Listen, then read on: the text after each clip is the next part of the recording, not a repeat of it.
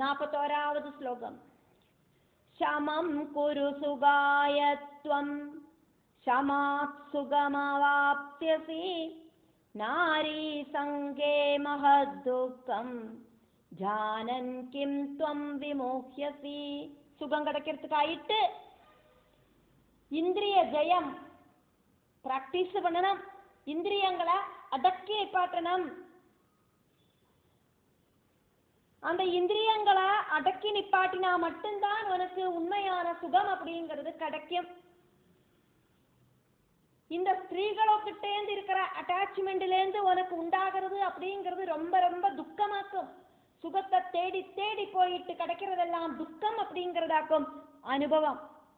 அதெல்லாம் தெரிஞ்சிட்டும் உனக்கு இந்த மாதிரி இருக்கிற மோகங்கள் உன்னை விட்டு போக மாட்டேங்கிறதே. 42வது ஸ்லோகம். त्यज वैरं सुरै सार्धं यदेष्टं विजरावनौ पादालं गच्छ वा कामं ஜீவிதேச்சாயதஸ்திதே. தேவர்கள்கிட்ட இருக்கிற வைரத்தை வேண்டான்னு வச்சுடு. இஷ்டப்படி பூமியில சஞ்சரிக்கவோ பாதாளத்துக்கு போகவோ செஞ்சுக்கோ. உனக்கு வாழறதுக்கு ஆசை இருந்ததுன்னா அடுத்த வாழ துரோகிக்காம வாழு. இந்த பிரகிருதியில எல்லாருக்கும் வாழறதுக்கான அதிகாரம் இருக்கு. ஆனா அடுத்த வாழ உபதிரவிக்காம வாழணும். நீ தேவர்களை உபதிரவிக்கிறதுனாலே அக்கம் உங்ககிட்ட நான் யுத்தத்துக்கு வரேன். அதனால தேவர்களை உபதிரவிக்காதைக்கு நீ வாழ்வாய் அப்படின்னா நீ எங்க வேணுமானாலும் வாழ்ந்துக்கோ. அப்படி இல்லைன்னு வச்சுக்கோ, உன்னை நான் கொன்னுடுவேன். அப்படி இல்லைன்னா நீ பாதாளத்துக்கு ஓடிப்போ. 43வது ஸ்லோகம். அதவா குரு சங்கிராமம் பலவத்யஸ்மி சாம்ரதம்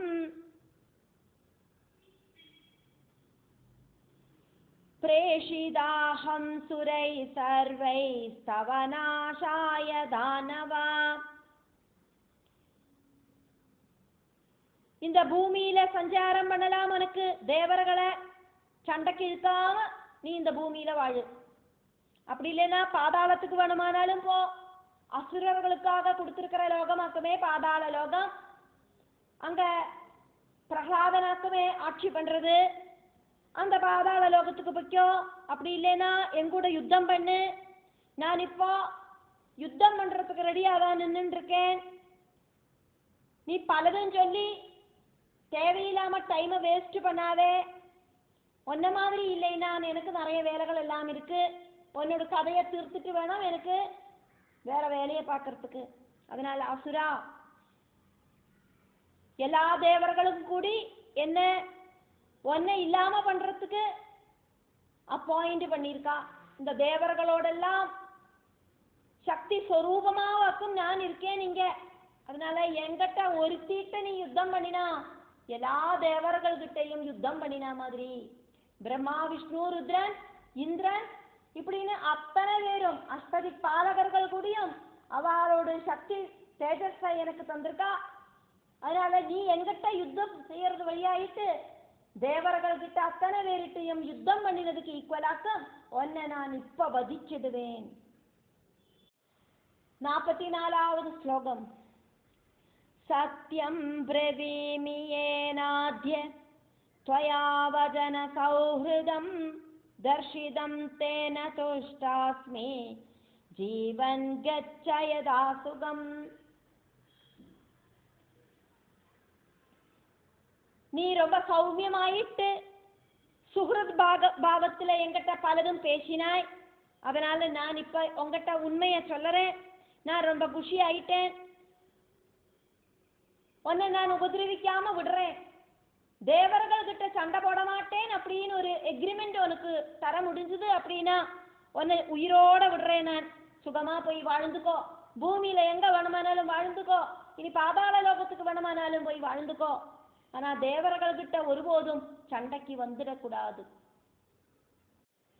45வது ஸ்லோகம். சதாம் சப்தபதி மைத்ரி தேன முஞ்சாமி ஜீவிதம் மரணே சாஸ்தி சேத் யுத்தம் குருவீர யதா சுகம் சதாம் சப்தபதி மைத்ரி தேன முஞ்சாமி ஜீவிதம் மரண இச்சா அஸ்தி ச யத் யுத்தம் குரு வீரா யதா சுகம்.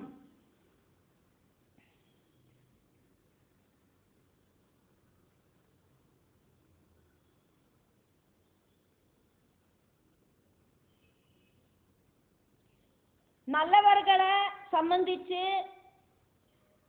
7 ஸ்டெப்பு ஒரு சேர வச்சானாக்கா மைத்ரி பந்தம் அப்படிங்கிறது வந்துடும். சப்தபதி மைத்ரி 7 பாதங்களை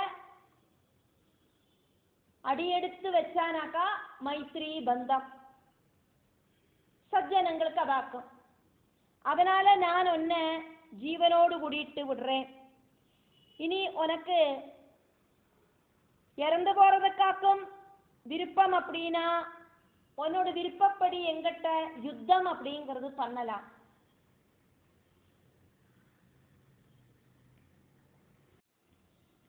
நாற்பத்தாறாவது ஸ்லோகம். 46வது ஸ்லோகத்துல ஃபர்ஸ்ட் லைன் தேவி அசுரன் கிட்ட சொல்றா மாதிரியும், 2வது லைன் வியாச பகவான் அதுக்கப்புறம் அங்க என்ன நடந்தது அப்படிங்கிறத ஜனமேஜயன் கிட்ட சொல்ற மாதிரியுமாக்கும். அதனால 46வது ஸ்லோகத்துல ஃபர்ஸ்ட் லைன் தேவி மகிஷாசுரன் கிட்ட சொல்லறா, ஹனிஷ்யாமி மகாபாஹோ த்வாமஹம் நாத்ர சம்சயா. பெரிய கை இருக்கிறவனே, உனக்கு நான் கொல்லுவேன் அப்படிங்கிறதுல எந்த விதமான டவுட்டும் இல்லை. 46வது ஸ்லோகத்துல 2வது லைன் வியாச பகவான் சொல்றதாக்கும். அதனால வியாச உவாச்சா இதி தஸ்யாவஜ ஸ்ருத்வா தானவ காம மோகிதா. இப்படி தேவி சொன்னதை கேட்டுட்டு காம பரவசனான அந்த அசுரன்.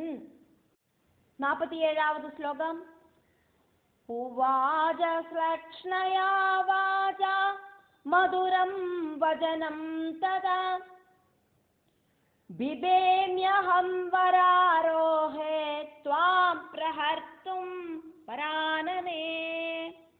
தேவி கொல்லுவேன் அப்படின்னு சொல்லிட்டு கூட அவனோட துஷ்ட புத்திய வெளியில எடுக்கல. மறுபடியும் கெஞ்சி பார்க்கறான்.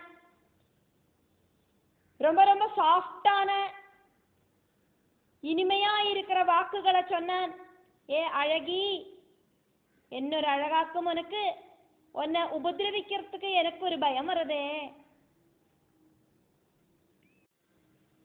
48வது ஸ்லோகம்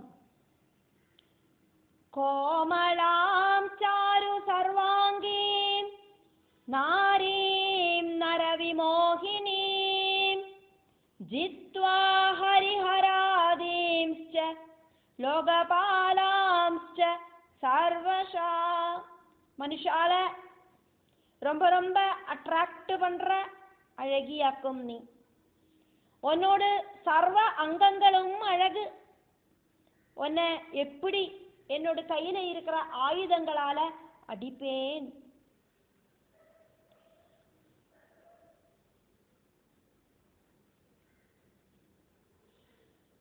விஷ்ணு ருத்ரன் பிரம்மா தொடங்கின எல்லா தேவர்களையும் லோகபாலர்களையும் ஜெயிச்சவனாக்குமே நான்.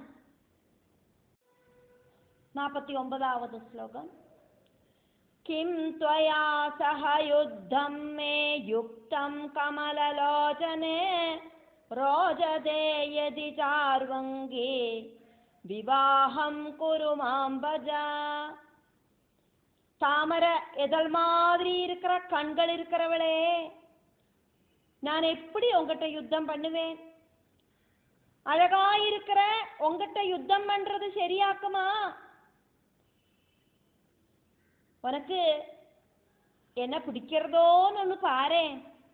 பிடிச்சது அப்படின்னா நம்ம எதுக்கு இப்படி யுத்தம் பண்ணணும்? கல்யாணம் பண்ணிட்டு சுகமா வாழலாமே.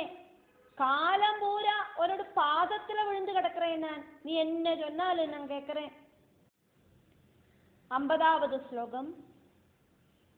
நோ சேத்கச்சயதேஷ்டம் தே தேசம் யஸ்மாத் சமாகதா நாஹம் த்வாம் பிரஹரிஷ்யாமி யதோ மைத்ரீ கிருதா த்வயா. அப்படி இல்லைன்னா ஒன்று பண்ணு. என்ன திருமணம் பண்ணிக்கிறதுக்கு உனக்கு ஆசை இல்லைன்னா வேண்டாம், விட்டுடு.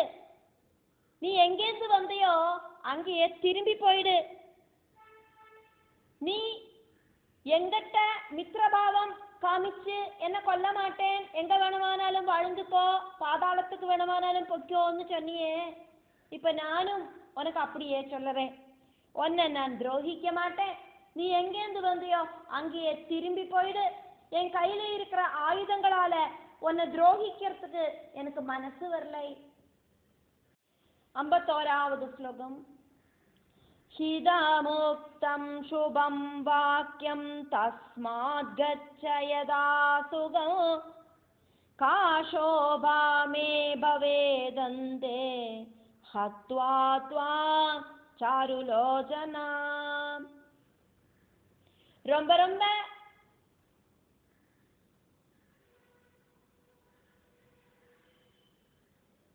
சாஃப்டான வார்த்தைகளை எந்த அளவுக்கு ரஃப் இல்லாம சொல்ல முடியுமோ அந்த அளவுக்கு நான் உங்ககிட்ட சொல்லிட்டேன். இனி உன்னோட இஷ்டப்படி நீ எங்க வேணுமானாலும் போக.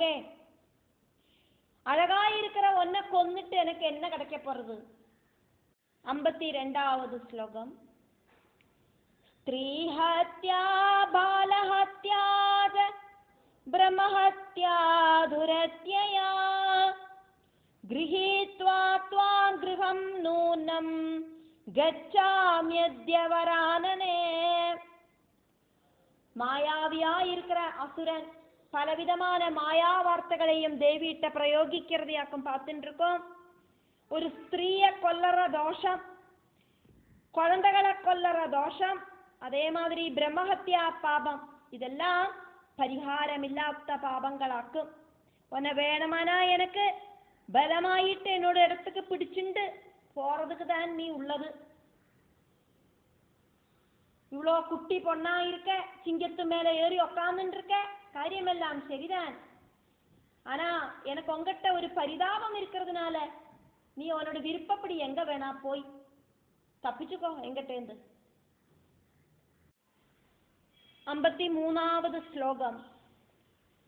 ததாபி மே பலம் ந ஸ்யாத் பலாத் போக சுகம் குதா பப்ரவீமி சுகேஷி த்வாம் வினயாவனதோ யதா. அதனால எனக்கு உன்னை கொன்னதுனால எனக்கு எந்த பிரயோஜனமும் இல்லை. அதே மாதிரி பலமாயிட்டு உன்னை பிடிச்சிட்டு போயிட்டும் எனக்கு எந்த சுகமும் இல்லை. அதனால அழகா இருக்கிற கூந்தல் இருக்கிற கருகருன்னு தலைமுடி இருக்கிறவளே, நான் உங்ககிட்ட ரொம்ப ரொம்ப சாஃப்டாயிட்டு பவ்யதையோடு கூடிட்டு சொல்லறேன். 54வது ஸ்லோகம். புருஷஸ்ய சுகம் ந ஸ்யாத்ருதே காந்தாமுகாம்புஜாதே தத்ததைவ ஹி நாரீணாம் தஸ்மாச்ச புருஷம் வினா. மனைவியோடு முகத்தில சந்தோஷத்தை பார்த்தாதான் கணவருக்கு சுகம் உண்டாகும். மனைவியோடு முகத்தில சந்தோஷம் இல்லை அப்படின்னா கணவருக்கு சுகம் உண்டாகாது. அதே மாதிரிதான் எல்லா ஸ்திரீகளுக்கும் அப்படிதான். புருஷர்களோட முகத்தில ஒரு சந்தோஷபாவம் இருந்தாதான் அவளுக்கு சுகம் அப்படிங்கிறது உண்டாகும். 55வது ஸ்லோகம். சம்யோகே சுக சம்போதேர் வியோகே துக்க சம்பவா காந்தாசி ரூப சம்பன்னா சர்வாபரண பூஷிதா.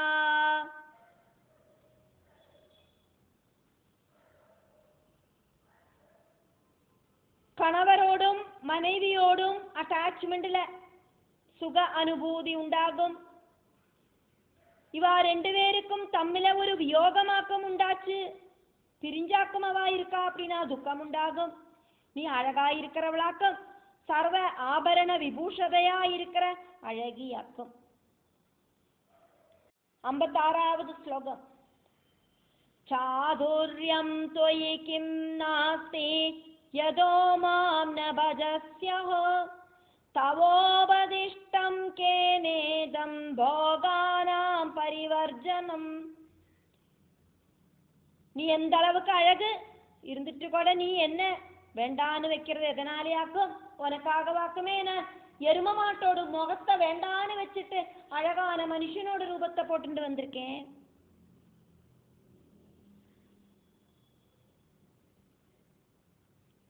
உனக்கு நல்ல அழகு இருக்கு, இந்த பிரகிருதியில இருக்கிற சுகங்கள் ஒன்றும் உனக்கு வேண்டான்னு சொல்லறாய். ஆராக்கும் உனக்கு இப்படியெல்லாம் உபதேசிச்சு தந்தது? இந்த பிரகிருதியில இருக்கிற சுகங்கள் எல்லாம் அனுபவிக்க கூடாது அப்படின்னு சொன்னவா ஆராக்கும்? என்கிட்ட சொல்லு. 57வது ஸ்லோகம். வஞ்சிதோசி பிரியாலாபே வைரினா கேனஜித்விஹா முஞ்சாக்ரமிமம் காந்தே குரு காரியம் சுஷோபனம். அழகா பேசுறவளே, ஏதோ ஒரு சத்ரு இந்த விஷயத்துல உன்னை ஏமாத்தி இருக்கிறது உறுதி. இந்த பிரகிருதியில இருக்கிற விஷயங்களை எல்லாம் அனுபவிக்கத்தான் வேணும், அதை அனுபவிக்க கூடாது அப்படின்னு ஒன்னு யாரோ சொல்லி மைண்ட் வாஷ் பண்ணிருக்கா. அழகி, உன்னோடு இந்த நினைப்ப மாத்திட்டு நீ முடிஞ்ச அளவு உன்னோட மனசை மாத்து. இந்த பிரகிருதியில இருக்கிற விஷயங்களை எல்லாம் நம்ம சௌக்கியமா அனுபவிச்சுட்டு நமக்கு வாழலாம். 58வது ஸ்லோகம். சுகம் தவ மமாபிஸ்யாத் விவாஹே விஹிதே கில விஷ்ணுர்லக்ஷ்ம்யா சஹாபாதே சாவித்ரியாஜ சஹாத்மபூ. திருமணம் பண்ணினானா எனக்கும் உனக்கும் சுகம் உண்டாகும். விஷ்ணு லக்ஷ்மியோடு கூடி சேர்ந்தாக்குமே சுகம் அனுபவிக்கிறார் அந்த வைகுண்டத்துல.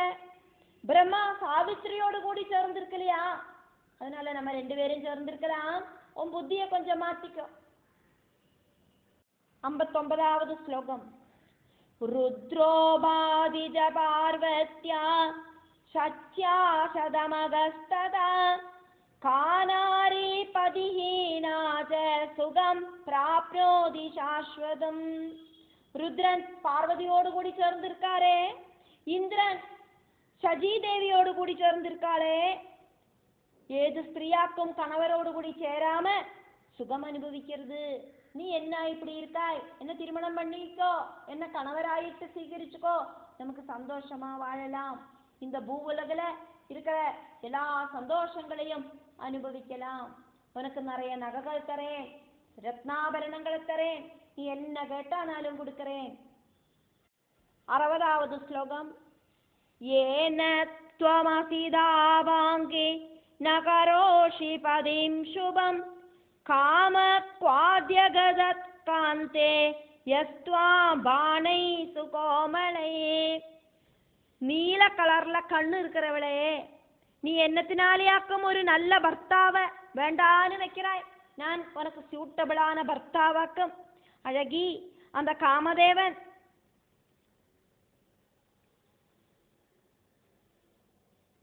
உன்னோட மனச எதனால ஆட்டி படைக்காம இருக்கான்? எதனால உன்னோட மனசுல எங்கிட்ட ஆக்ரகம் வராம இருக்கு? ரொம்ப ரொம்ப அழகா இருக்கிற 61வது ஸ்லோகம். மாதனை பஞ்சபி காமம் ந தாடயதி மந்ததே மன்யேஹமிவ காமோபி தயாவாம் ஸ்வயி சுந்தரி. அந்த காமதேவன் எங்கேயாக்கும் இப்ப காணாம போயிட்டான். உனக்குள்ள காம விசாரங்களை உண்டாக்காம அவன் எங்க போய் கிடக்கான்? ரொம்ப அழகா இருக்கிற மாதகங்களாயிருக்கிற 5 பானங்கள் கையில இருந்துட்டும் அந்த விவரங்கட்டவன் காமதேவன் ஒன்ன அந்த காமபானங்களால டச் பண்ண மாட்டேங்கிறானே. அழகி, என்ன மாதிரி இருக்கிற ஒரு அழகன் கிட்ட உனக்கு ஒரு அட்டாச்மெண்ட் வர்றதுக்கு அந்த காமதேவன் ஒன்ன டச் பண்ணாம இருக்கானே.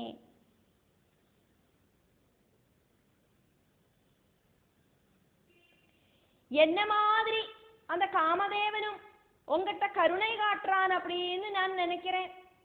நான் எப்படி உங்ககிட்ட சொல்லுறேன், நீ உன்னோட விருப்பப்படி உன்னோட இடத்துக்கு திரும்பி வைக்கோ அப்படின்னு சொல்லறா மாதிரி அந்த காமதேவனும் உங்ககிட்டக்க வரமாட்டேங்கிறான்.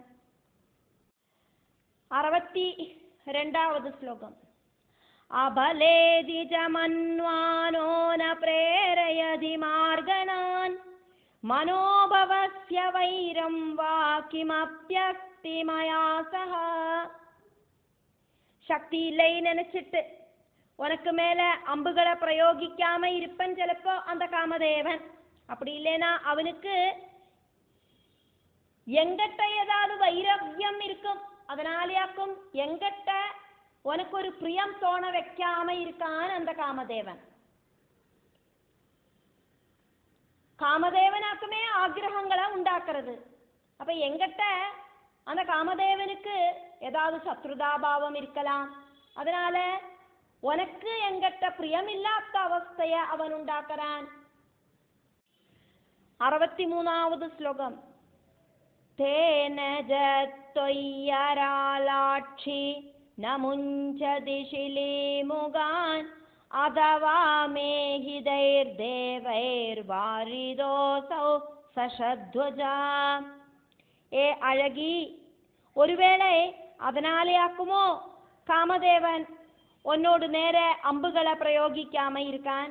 அப்படி இல்லைன்னா என்னோடு சத்ருக்களா இருக்கிற தேவர்கள் அந்த காமதேவனை தடசம் பண்ணி நிப்பாட்டினதாகவும் இருக்கலாம்.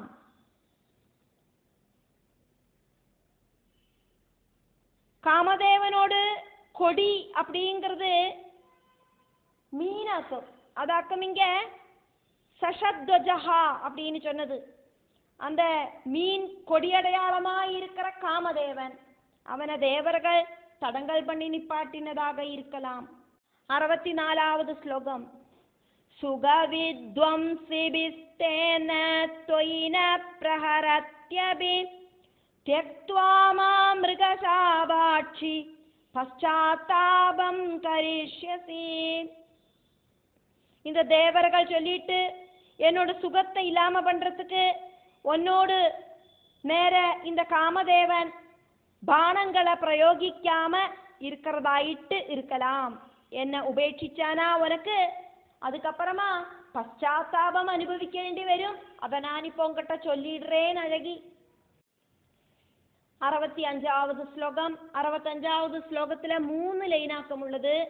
மகிஷாசுரன் தேவிட்ட சொல்லறேன், என்ன உபேட்சிச்சா உனக்கு பச்சாத்தாபம் அனுபவிக்கேண்டி வரும் அப்படின்னு சொல்லிட்டு அதுக்கு ஒரு எக்ஸாம்பிள் ஆயிட்டு இந்த ஸ்லோகத்துல சொல்லப்படுறது.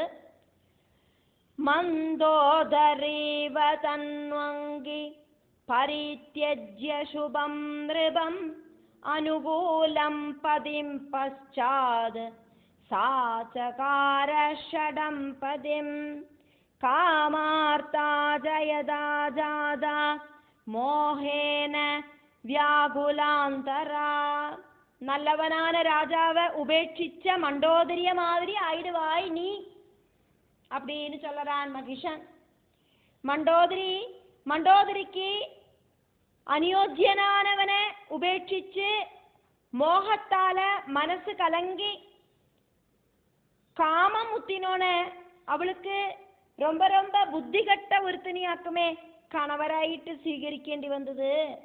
அதே மாதிரி நீயும் அப்படி ஆயிடுவாய்.